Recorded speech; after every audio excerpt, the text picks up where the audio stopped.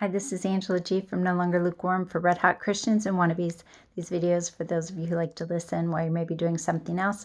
For those of you who like to read my blogs, you can find that link in the description box below. So this one is called Beware. Backsliding is easier than you think. I never thought for a single moment I was doing anything wrong. I didn't miss one church service, a single chapter in my Bible reading plan, or one night in my prayer closet. All my ministry responsibilities were done with the same care I always use, and praising God was the first thing in my mind in the morning and the last thing before I went to sleep. For 2 weeks during my school's winter break, I was in sin and out of God's will and had no idea until He brought it to my attention. Backsliding, I learned, is not just something for teens who go off to college or people who decide they would rather watch football on Sundays. Backsliding is a matter of the heart, and it's more subtle and deceptive than you might think. My problem started innocently. I was tired. Teaching high school during a global pandemic is harder than it sounds. The sheer number of emails from parents and students inquiring about assignments, grades, and attendance is staggering. Add to that semester tests, grade finalizations, and failure documentation, plus church responsibilities and 3 different ministries, and I was really looking forward to time to rest. I wanted 2 solid weeks of sleeping in whenever I wanted, eating whatever and whenever I pleased, and just decompressing from the massive amount of pressure that had been building over the semester. I had turned my dial to relax, and I didn't want anyone to tell me otherwise. Then God called me to the woodshed. Like any good parent, God handles His children when they miss the mark. Hebrews 12:6 says, For whom the Lord loves, He chastens and scourges every son whom He receives. Scourging means a whipping and punishment, and let me tell you, in case it has been a while since God has addressed you, it stings like nobody's business. The Friday night before we went back to school, while in my prayer closet, I had the thought to fast for the next day. I was still clinging desperately to vacation mode, so I asked several times in the night if it was really God asking, or if it was just the devil trying to mess with my last free day. Tossing and turning, I finally thought, if I wake up at 7:30 a.m., I will know for sure it's God, and I will definitely fast tomorrow. Sure enough, at exactly 7:30 a.m., I looked at the clock.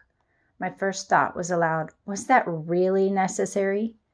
After asking several times for confirmation, I thought that was kind of a weird thought to think. But then I finally got it. God was asking me if it was necessary, because I should have known better. He called me a backslider. Head hung low, I went straight to my prayer closet and started to pray. I always start my fasting by letting God know the reason for my fast, so I did that. I made a list of 6 or 7 things in my journal.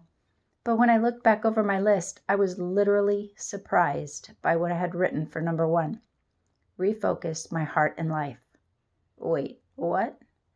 And then the verse popped into my mind loud and clear. Jeremiah 3:11.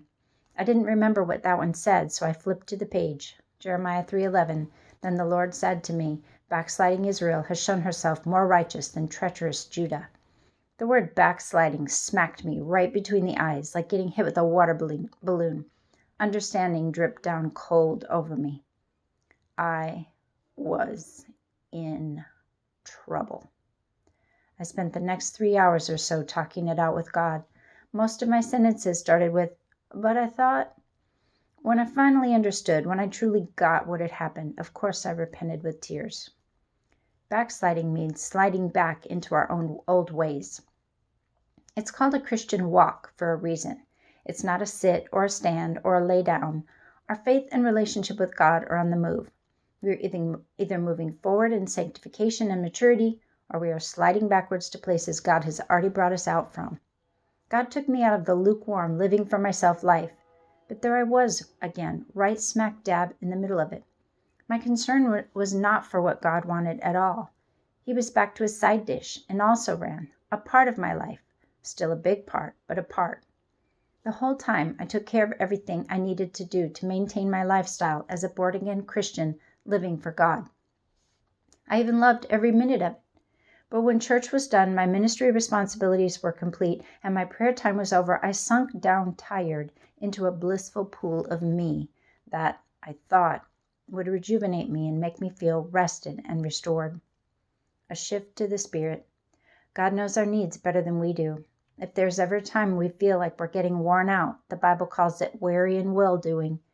There's probably a pretty good chance that we're working from our flesh. Tired flesh needs fleshy rejuvenation. My answer should have been to shift to the Spirit. I should have gone to God immediately with my problem instead of declaring, in effect, that I was not in the mood to be told what to do. I should have asked for His will and His help finding rest instead of trying to create my own. God loves us and wants what's best for us. He knows exactly what we need and what will just cause us more harm in the long run. Keep your focus on God. My instructions for Saturday were to refocus my heart and life, and that's just what I'm recommending to everyone who reads this blog. Examine your attitude. Examine your priorities. Figure out what the driving force in your life is, and make sure it's God and His will at all times. Keep moving forward and following God to stay in the race till the end.